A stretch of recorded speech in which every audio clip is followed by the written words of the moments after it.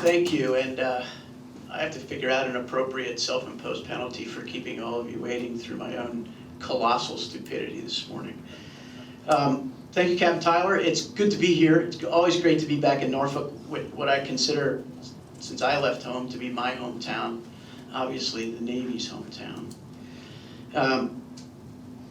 It's great to be here. I was here last, as the captain said, during a single naval battle symposium in which I, for 30 minutes or so, talked about my idea for merging the Navy and the Marine Corps into one service. Some people found that interesting. Most people found that to be ridiculous. But I suppose it gained me some credentials with Admiral Kraft as someone who could think a little bit differently and then defend those ideas. His decision several months ago to give me this microphone and 60 minutes may well have been the most reckless of his career. But the fact that he handed over the keys just last week, he'll apparently outrun this mistake. The title of this presentation is called, "If We Can't Afford the Navy We Need, What Kind of Navy Should We Have?" That title was given under duress to Lindsay in the back of the room there, because after 6 weeks or so of stiff-arming her and not giving her a topic, she finally caught me one day and said, I got to have it today. And that's what came out of my mouth. That was about 2 months ago. And over the course of the last 2 months, I've warmed to the subject like no other. I hope what I have today is thought-provoking and will give you an opportunity to take some things back to your wardrooms, your ready rooms, your kitchen tables to think about. There's 2 parts of my presentation today. The first part is about force structure, posture, operations, that side of the Navy. The second part of my presentation is about people stuff, retirement, healthcare, basic pay. The 2 parts of this discussion are inexorably entwined. When you talk about if we can't afford the Navy we need, that affordability quotient is in no small part dependent on how much we spend on the stuff we'll talk about in the second part of the presentation. The title, "If We Can't Afford the Navy We Need, What Kind of Navy Should We Have?" So many loaded statements in that title. Let's start with the first one, the Navy we need. What is the Navy we need?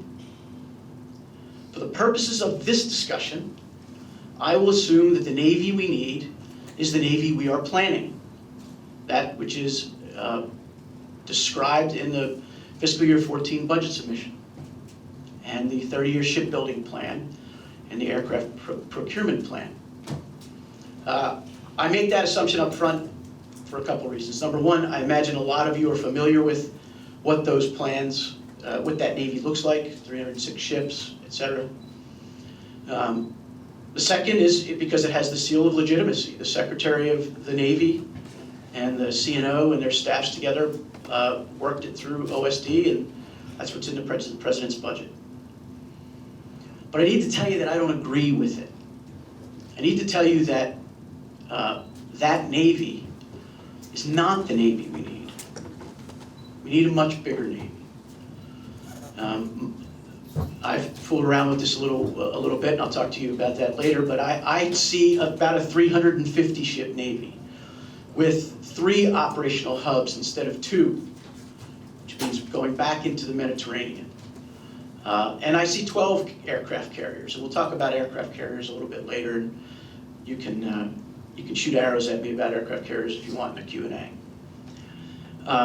I believe we need a bigger Navy. I believe we need more ships.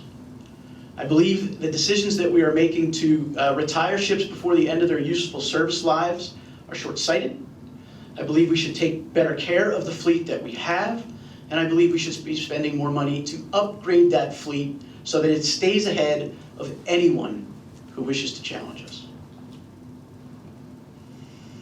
But you say, McGrath, you're crazy. Can't afford that. I beg to differ.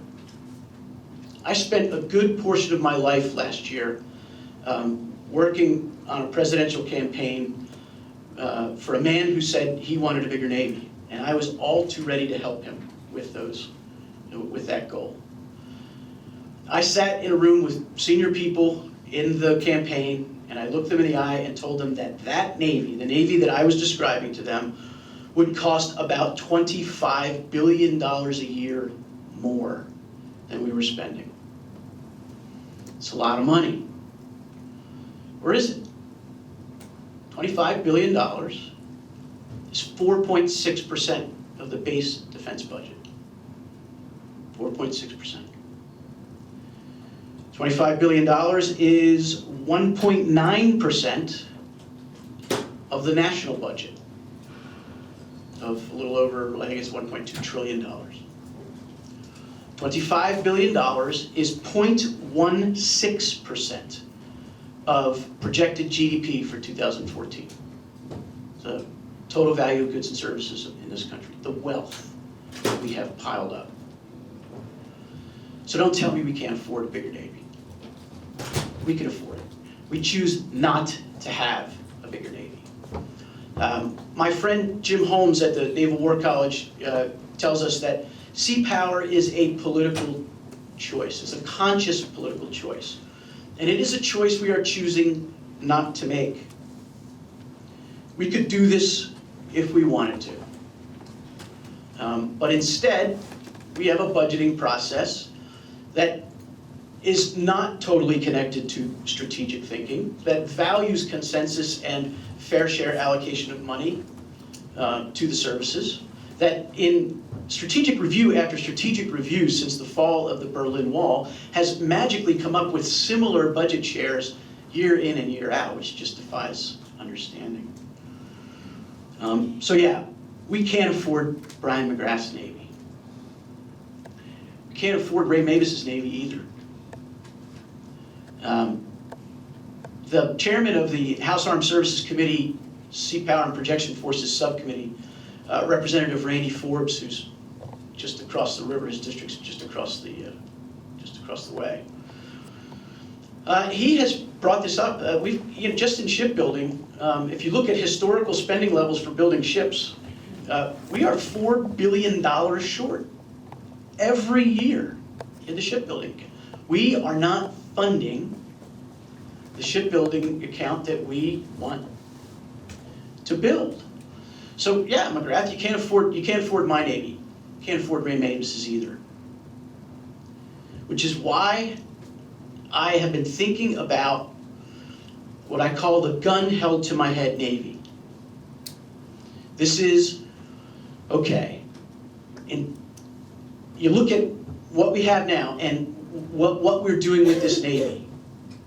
Basically taking a similar Navy and just sort of shrinking it, without necessarily challenging the way it does business, where it operates, how it operates. You just get less of the same spread, less peanut butter over the same size bread. I think that's strategically unwise.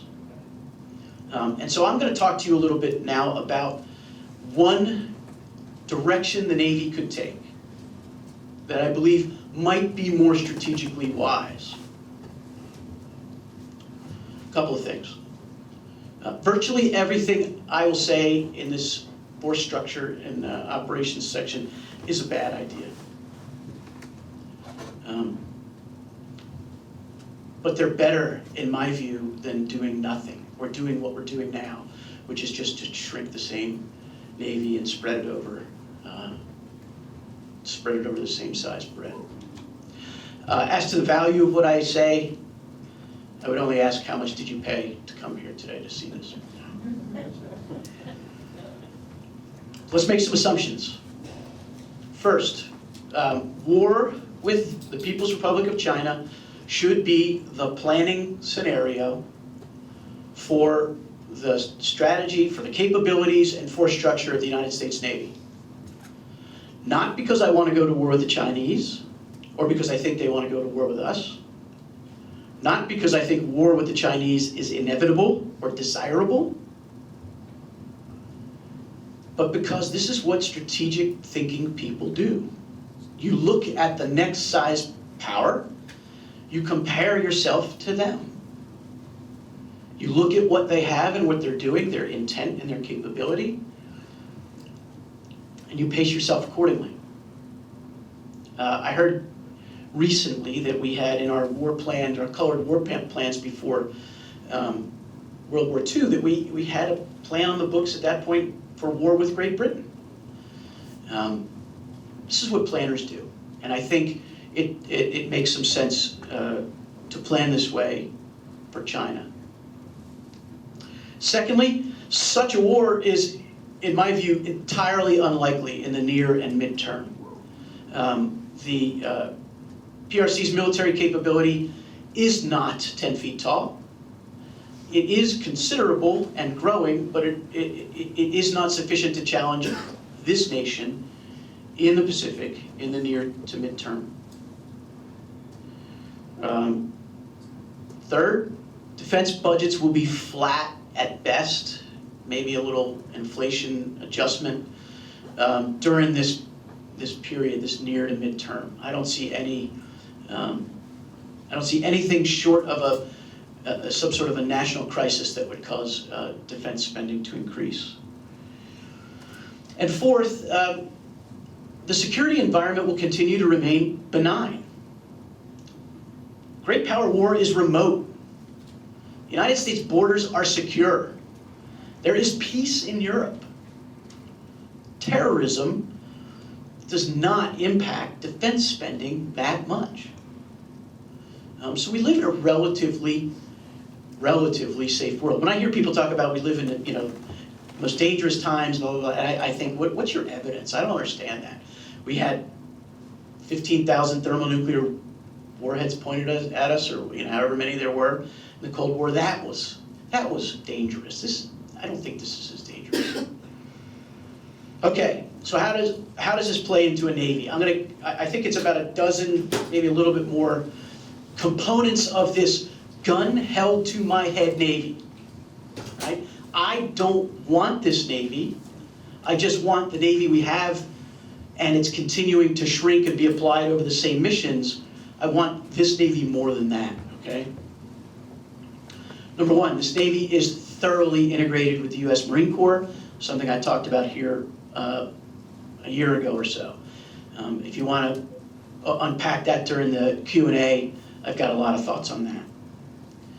Number two, this Navy is smaller. It's dramatically smaller.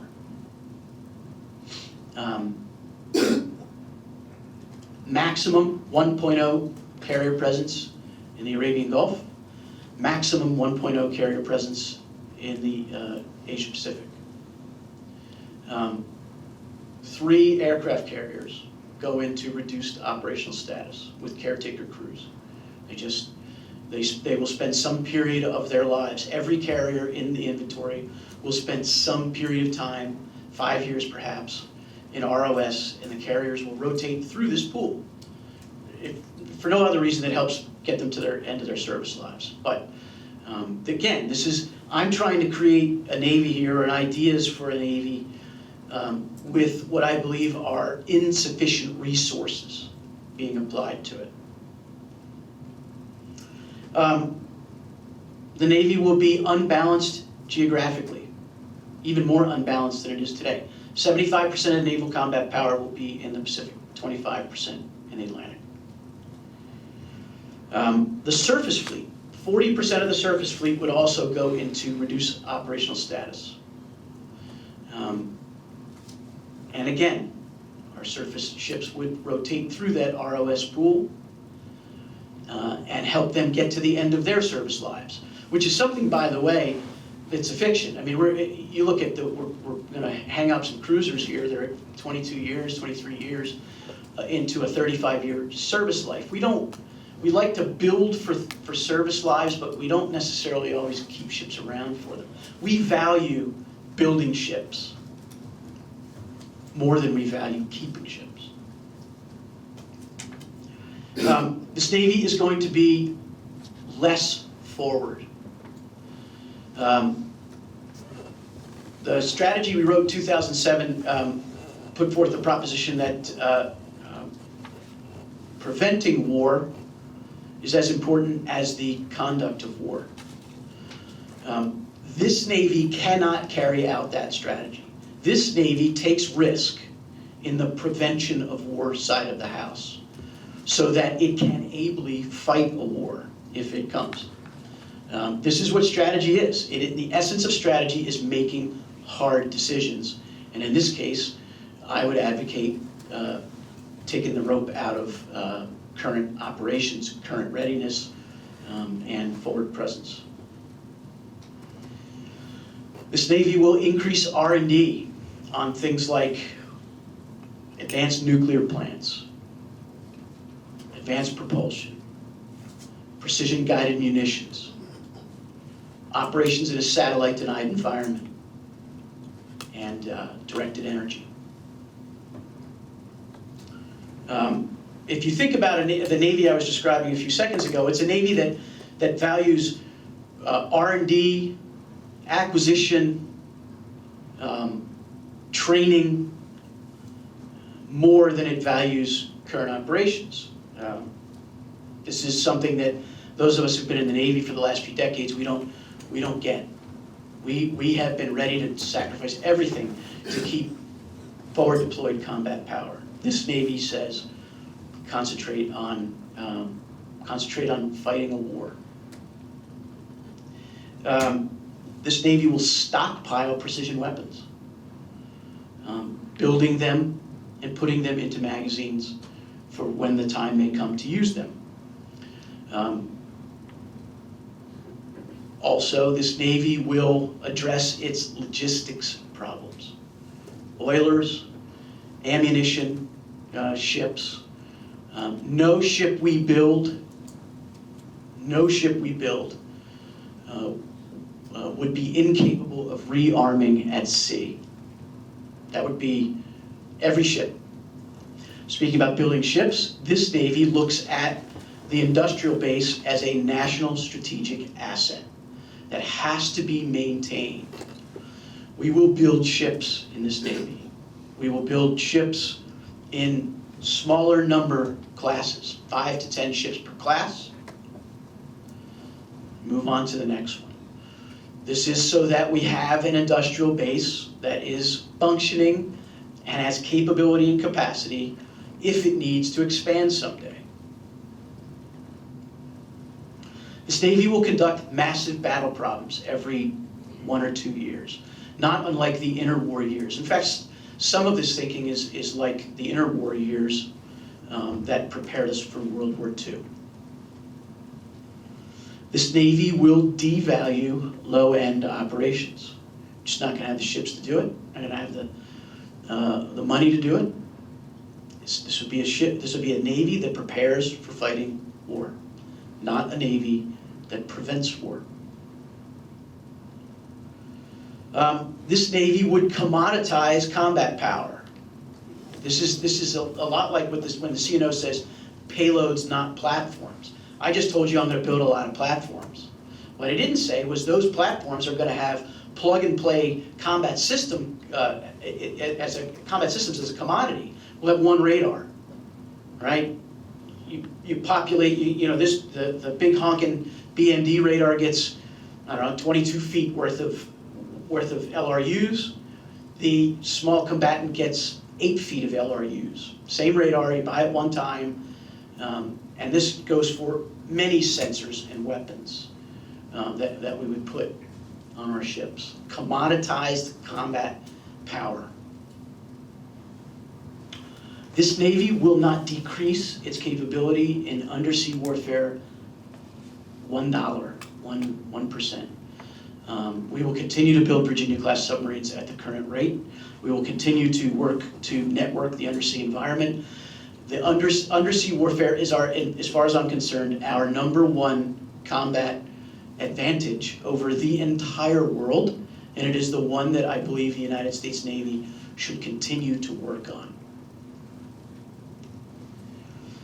Let's talk about the air wing a little. over the course of the last 20 to 25 years, our air wings have become strike sortie machines. Right? We have created carrier air power that was optimized for sitting very close to someone's shorelines and generating combat power through hundreds of sorties a day. Folks who would deny us the ability to do that are driving us to think about a different air wing. They're driving us to think about longer range strike, right? They're driving us to think again about a carrier that contributes to sea control, an air wing that contributes to sea control, meaningfully, anti-submarine warfare and anti-surface warfare specifically. The Navy that I described would dramatically cut the buy of F-35Cs and keep the Super Hornet line open, take some portion of that savings and roll it back into pushing harder on unmanned strike. You see, there's an emphasis in this Navy of mine on renewing ourselves, looking inward, preparing for the future. Let's talk about aircraft carriers. Generally speaking, the folks that I talk to who believe aircraft carriers are obsolete, I believe the burden is on them to tell me why, if an aircraft carrier is obsolete, an air base is not obsolete, infantry is not obsolete, armor is not obsolete. If anything is approaching obsolescence, it's the current carrier air wing that is not optimized for the kind of combat that I think great power war and even regional war in the future will value.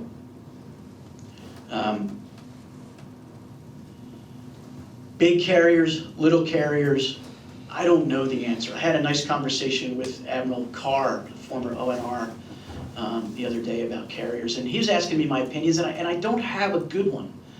I just know that I want aircraft carriers. I want movable, maritime-based platforms that deliver manned and unmanned combat power. Does it look like the Ford? Well, for 50 years it will, at least on that one. But I think we need to start thinking about a new aircraft carrier. I think we need to think about, and the operational concept here is that those giant spaceships from Independence Day, that movie Independence Day. The ones that just disgorged fighters out at Will Smith and the president. I see a platform where and it's built from the keel up primarily for unmanned strike. We don't have to build this thing. We got to think about it. We got to start thinking and designing to it. So your unmanned platform returns from its mission. It lands. It gets on an assembly line. It gets re-greased, refueled, remissioned.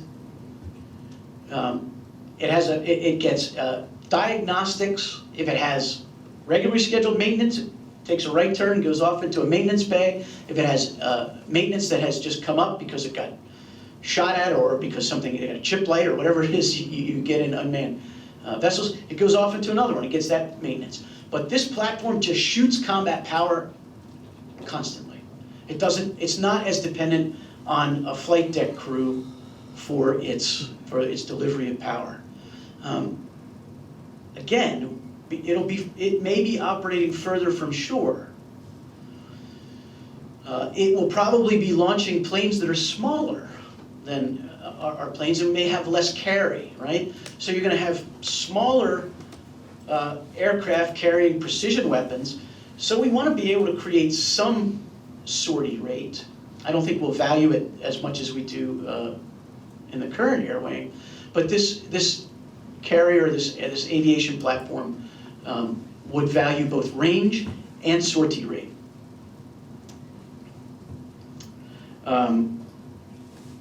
The bottom line of this Navy is that it will do much less. It will not be it will be a credible force for deterrence, but it will be a diminished force. We will not value the Navy's role in conventional deterrence to the extent that we do today. I make this hard, bad choice because I believe our focus on conventional deterrence today is over time eroding our warfighting capability, because we're not investing in the way we should be in technologies and weapons, because we don't win the budget battles, because we continue to have a Department of Defense that is governed by consensus rather than strategy. So that's kind of a dismal picture of this Navy that I would advocate moving toward if we lose this argument. If we don't win the argument that says more resources, that the Navy is crucial to this country, that sea power matters, and it ought to be funded appropriately. I'm going to move on to the second part of my discussion, and it's directly related to the first. And that is the perception of affordability, the $4 billion gap, which isn't perception, which is reality, is in no small measure driven by the way we have to allocate the money that we do get. This is about people. At the end of my presentation, I feel sure that I will not be asked to become the executive director of the Retired Officers Association or serve as Secretary of Veterans Affairs in anyone's administration. But I want to bring up some ideas that I think might be good ideas for saving money. And that might ultimately be more appropriate for a workforce like we are developing in this country and in this Navy. Let's start with retirement, all right? I retired 5 years ago. I am a non-smoking, non-drinking male with no history of coronary disease before my brother got a quadruple bypass, sort of. My body mass index would indicate that I still have some growing to do. When I retired, actuarial tables suggested that I would live to the ripe old age of 86. Without taking inflation or interest or anything beyond the ken of a history major into consideration, let's look at those 44 years from my retirement to my death. My first year's worth of retirement pay, this is public record, so I don't think I'm being rude, was about $45,000 a year. Let's just deal with that figure. $45,000 a year over 46 years is $1.98 million. Remember, there's no interest there. So there's this like $2 million annuity out there in the ether, kicking off $45,000 a year into Bryan McGrath's pocket. Except that there's really not an annuity out there kicking that $45,000 out. That money comes out of current year allocations. They pay into a fund. They fund my retirement, the Navy, the government, you, me. What if they had come to me and said, will you take $1 million and go away for 46 years? I'll do it. What would I have done? First of all, the government would have halved its obligation to me, right? Right. Again, I skate on the thin ice when I start doing percentages, but at a 5% compound annual rate of return, $1 million becomes $8.6 million after 46 years. But I imagine I would probably touch it somewhat in that 46 years. So I'm a relatively well-educated man. I have some employment prospects, although after this morning they may be more dim. Let's say I take that $1 million and just put it in the bank for 20 years at 5%. $2.6 million. All mine, right? So there are things we can do with the retirement system to save money and enable, and let's say I didn't take the deal then I just get my $45,000 a year plus, whatever cost of living increase gets added to that. Which brings me to my next point. I pay $22.44 a month for my health care. It's the equivalent of about one Grande Quad One Splenda latte a week at Starbucks. Listen, I'm no socialist. I'm about as right of center as they come. But there's something wrong with a system in which a retired vice admiral, a retired commander, and a retired first-class petty officer all get charged the same premium for their health care. And we're all getting cost of living increases on our retirements.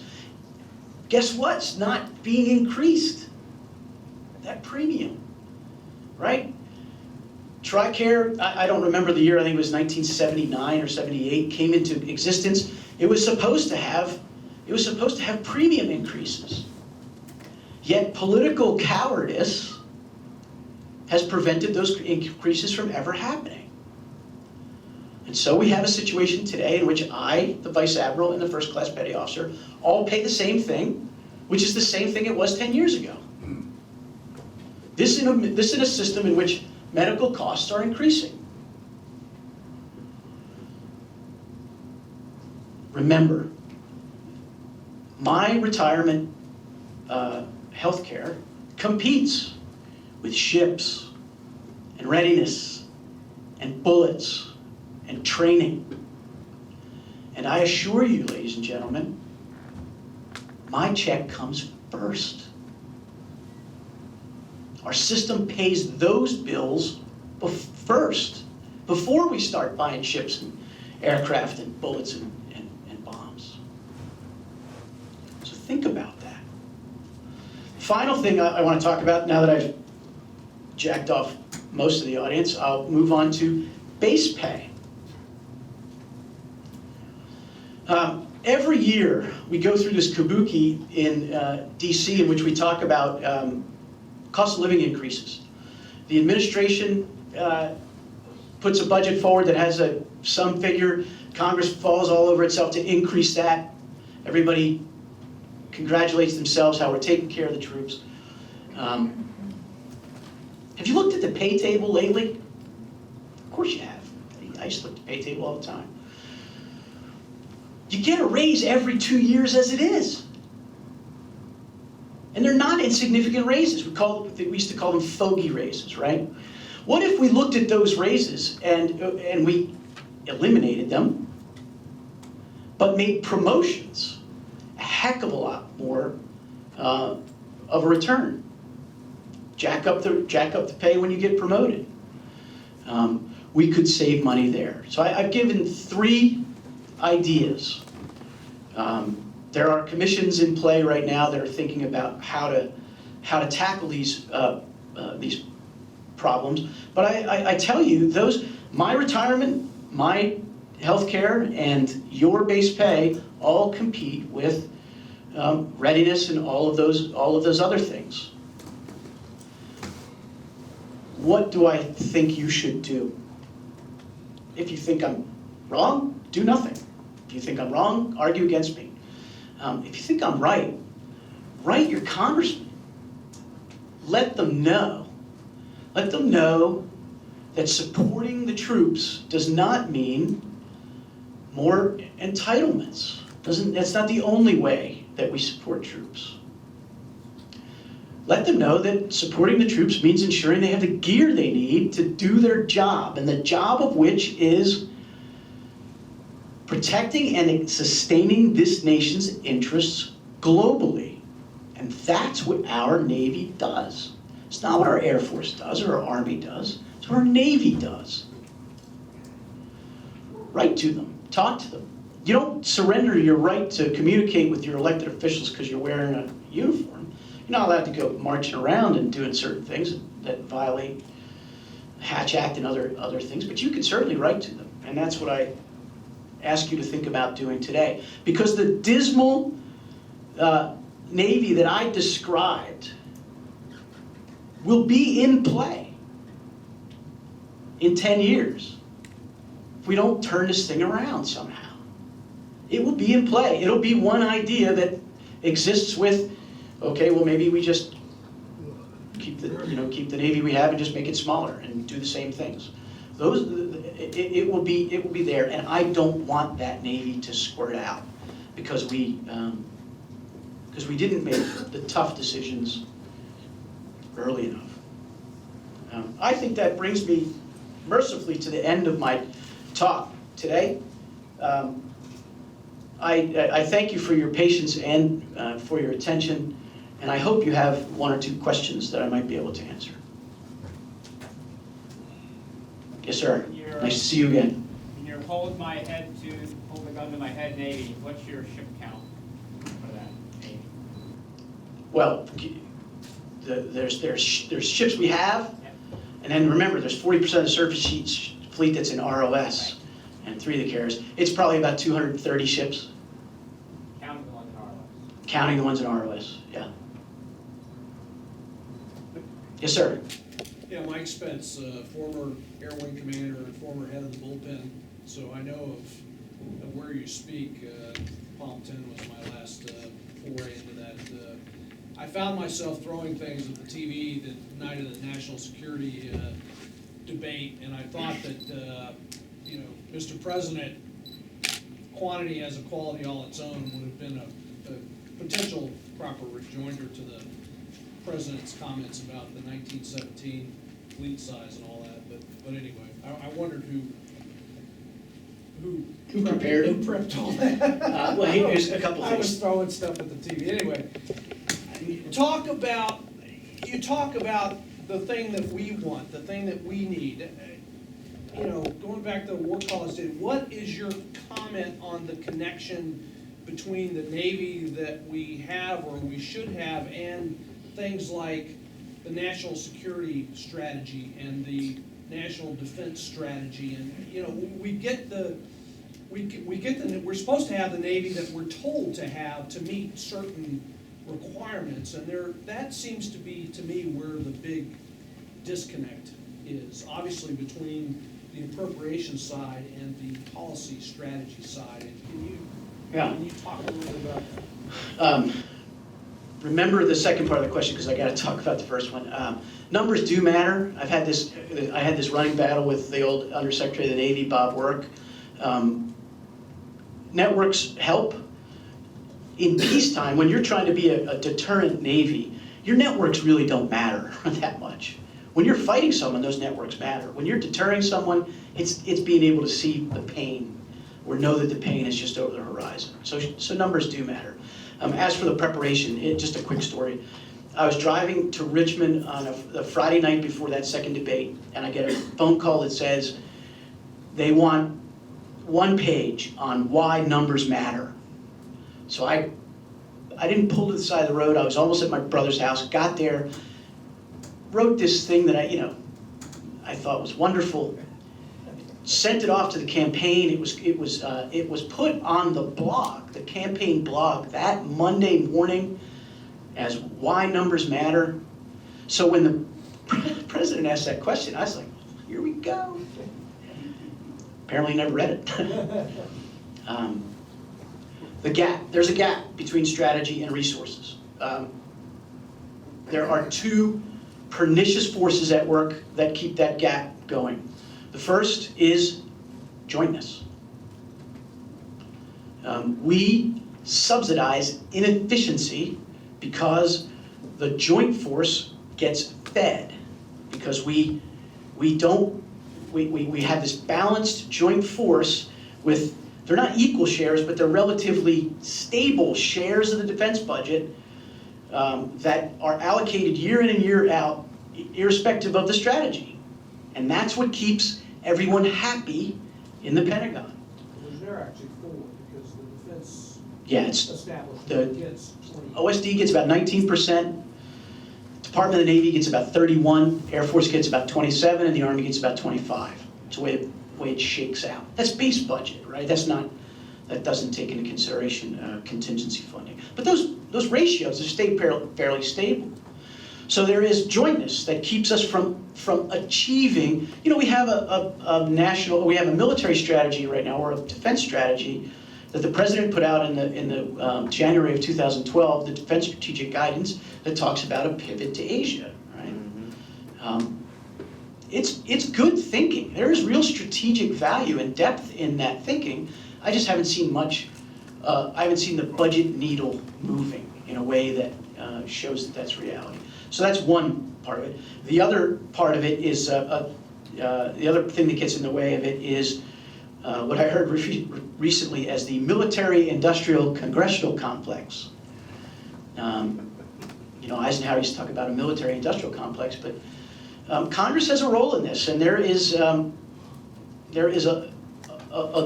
insufficient strategic thinking going on in Congress.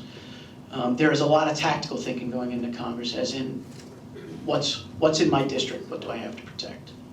So there is a gap. The gap isn't getting any better, and it won't unless we start to think differently. Yes, sir? Jointness. Are you talking about jointness in terms of budgetary jointness, or are you talking about jointness in terms of warfighting as a joint force? Great distinction.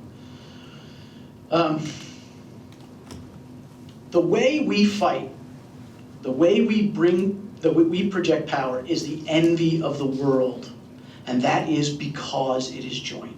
Joint warfighting is what the Chinese and others are looking at trying to increase, because your options increase, right? You have a more powerful networked joint force. So I'm a big fan of jointness in fighting, and I'm a big fan of jointness in acquisition. Where we can buy things jointly, I want to do that. Where I'm not in favor of jointness is in strategy, where jointness is often an answer rather than a means or a tool. Where because we have decisions made in joint environments where going along to get along is part of the rules of the game, where if you stick your head up over the foxhole as a service chief and begin to really actively advocate for what your service does better than any other, exclusively, more powerfully, you're gonna run into some trouble.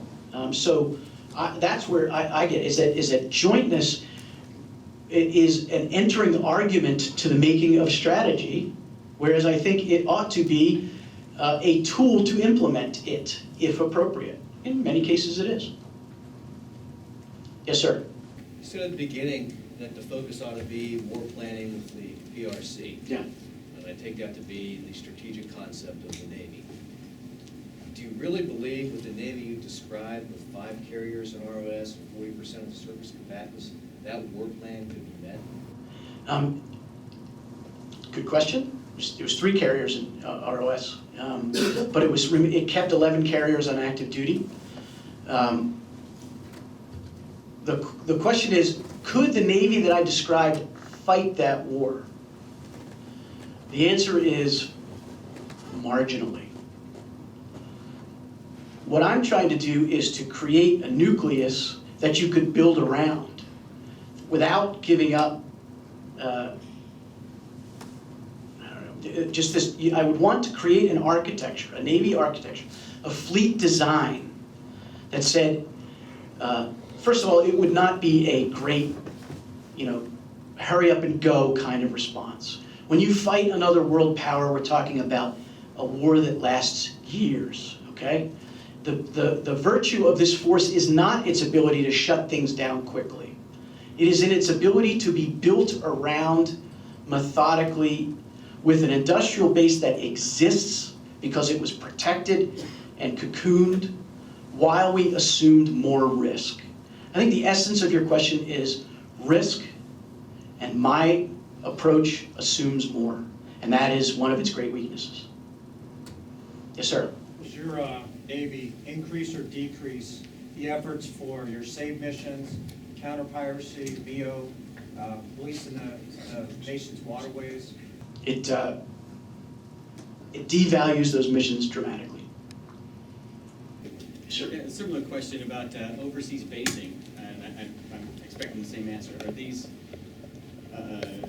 worth the value of supporting the global police aspect, or are they imperialistic outposts that are too expensive and pissing other countries off and really affecting negatively our access and presence? Great question. Ultimately, it depends on how this Navy that I've described, how much it values presence. Because I've still said 1.0 in the Arabian Gulf and 1.0 in the Far East. The question of how you maintain that presence, whether it's forces shuttling back and forth, or whether it's with forward deployed forces, my preference would be with forward stationed, forward deployed forces. I do think those bases are worth having. They'll be strategically relevant. Let's face it, you know, I was fairly particular about not pulling out of the Far East for no other reason than we have to stay in the fabric of the operating area and to get to know the area and keep our relationships up, though I believe my approach would be somewhat damaging to those relationships. I think there would be, one of the prices we would pay would be the confidence of our friends and allies. But you know, I'm trying to look at a disconnect between a rising peer competitor who values naval power and the ability to deprive us of our ability to project power. At the same time, our budgets are declining, and we're trying to keep our focus as widely spread as it is. Something has to give. My preference is more money. That's what I want. If that's not going to happen, doing this, I just think is unwise. Yes, sir. So as we build down, I guess, and build a Navy to try to focus on potential MCO like that, I'm guessing that amphibious forces, things like LCS, would be minimized? Well, I think LCS would be minimized. I don't think amphibious forces would. They wouldn't be any more minimized than the other forces. It's sort of a proportional thing. How do you see that in an MCO, I guess, amphibious, the ability to really do it? Listen, when I think about war in the Pacific,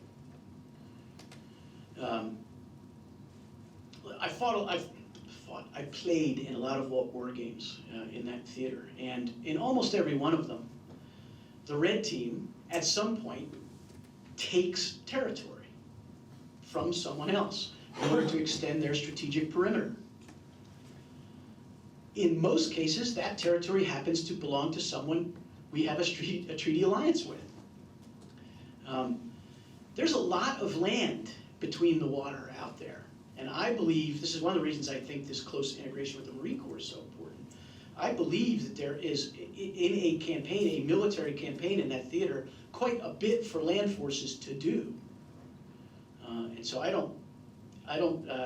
think our Marine Corps, in this plan, this integrated Navy Marine Corps, values that ability. I see it as a sphere of maritime power, of American sea power.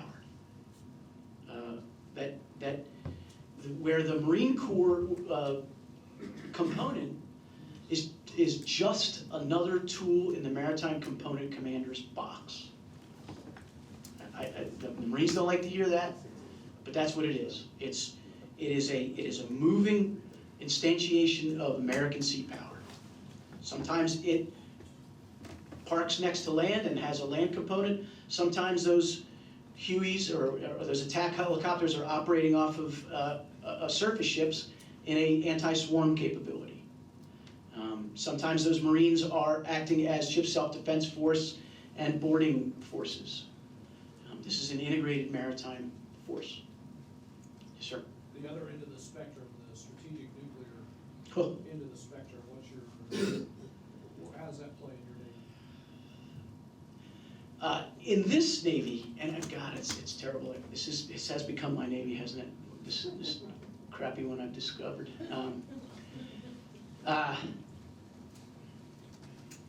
I didn't mess with strategic nuclear forces because I assumed that they would be, along with manpower, one of the gigantic Pac-Men that eat away at our ability to. That's why you gotta go there, because that's exactly Yeah. what it is. Now, somebody, I think it was the captain, when he was introducing me, talked about realism, or and so I wanted to try and use realism as one of the things that, and I will tell you that nuclear priesthood is very powerful. The concept of walking away from the triad hurts a lot of people's careers. There is logic to the triad, there's no question about it. I have, in my mind, been rooting, I've had this, I don't believe nuclear strategy is what it used to be. I think continuing to look at nuclear war the way Bernard Brodie looked at it in the 50s, I think that's questionable. I think I would like someone to explain to me why the Chinese believe that they can deter us with 200 weapons. And we believe we have to have more. I don't know how many we need. I don't know what the answer is. All I know is that the logic has to be questioned. And I will tell you, in the Navy that I would really like to build, someone else pays for the strategic nuclear force, or we just don't do it. Because the strategy that I helped write a couple of years ago, I believed in. Preventing war is as important as conducting war. I believe that those strategic boats prevent one kind of narrow, almost inconceivable war. Conventional power, arrayed forward, prevents conventional war, which is much more likely to happen. And that strategic nuclear power is taking money away from our ability to do the conventional deterrence. Yes, sir? How familiar are you with the 10 missions that the SecDef laid out? Do you think they're the right ones? I'm sorry, I'm unprepared to answer that question. Okay, but for the most part, he put them out probably right when Panetta and were turning over. And they seem to be actually pretty solid for what we were thinking in the 90s when we were trying to look at Joint Vision 2020 and all that jazz. It doesn't seem to me that fundamentally the national security strategy of the U.S. has really changed in 20 years. Consequently, we need the Navy we thought we needed. We began to chip away at it by giving away money back from the surface side. We blew up the surface training program. We blew up surface manning on ships. Now we're saying we need more money to rebuild that. That money is coming out of Health and Human Services, Bureau and Management, or state. I don't think it's ever coming back to DOD. So your idea is absolutely right on. It's basically the only way we're going to do it. We're going to shrink. We're going to have the real Navy go to 2/3, and then we're going to have to make other choices. And your choices are very, very right on to what we need to be able to sustain it if we ever have to rekindle something in a big time war. Well, I appreciate your confidence. There's a lot in what you said. I don't know what the 10 missions were. Your perception that national security strategy hasn't changed in 20 years, I would take some issue with that because I think 9/11 caused a huge ripple in that, and we changed. We did change. We did. I was at the Pentagon when that happened, and and especially when Mr. Gates came in to be the secretary, he was very serious about hybrid war and about low-end war fighting and ensuring that the services were paying for those missions. I think it was a good move. I think it was a reasonable move. The question is whether the needle comes back or not. In a Navy that's flush with money, we can do those things. In a Navy that has to start to think about what we do and what we value, those things may fall off a little bit. The dirty secret is those things are pretty cheap. Low-end warfare is pretty cheap. Yes, sir. Sir, I want to touch on personnel stuff. I appreciate what you said about the retirement system.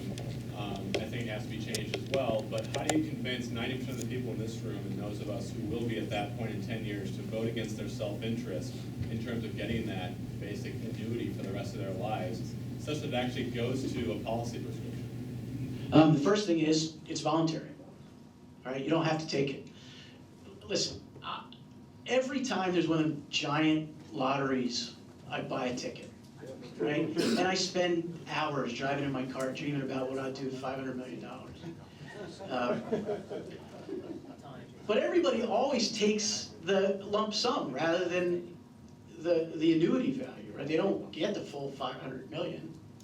They take, there's taxes come out, and then they take half of that, so it's 190 million or whatever. Still good money, mind you. But so with respect to that retirement, I'm saying you can keep what you have if you want. I'm taking the $1 million. Me too. And I'm going to save, and in the process, I save the government some portion of $1 million on my retirement.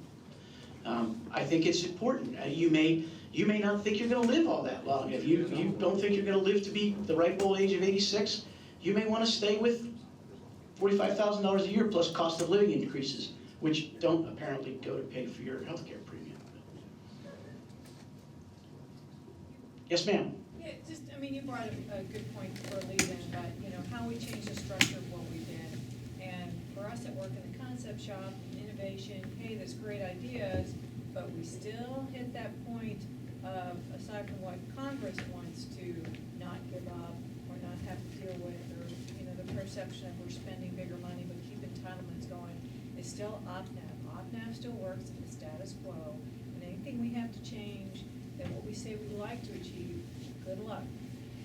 So any thoughts other than a new administration, let's say like Reagan that tackled it, the things, all those perfect storms that factor up, our biggest frustration is always what you deal with OPNAV. And I've worked with more admirals that great ideas, but their power is limited like everybody else.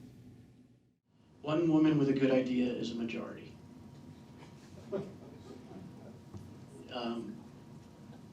I understand the way that works. I've been on both ends of it. If we could get rid of the FAR, that would be great, but good luck, But change does come. It comes slowly, and it almost always comes from the relentless, unceasing application of give a damn. Someone just has to keep giving a damn and pushing. And I hope that's you. Thank you all very much.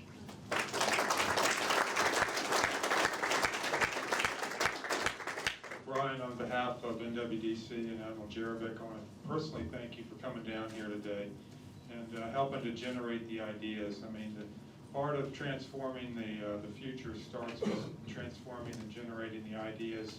So you set the picture right in our mind, and I appreciate you doing that. Thanks, sir. Thanks again.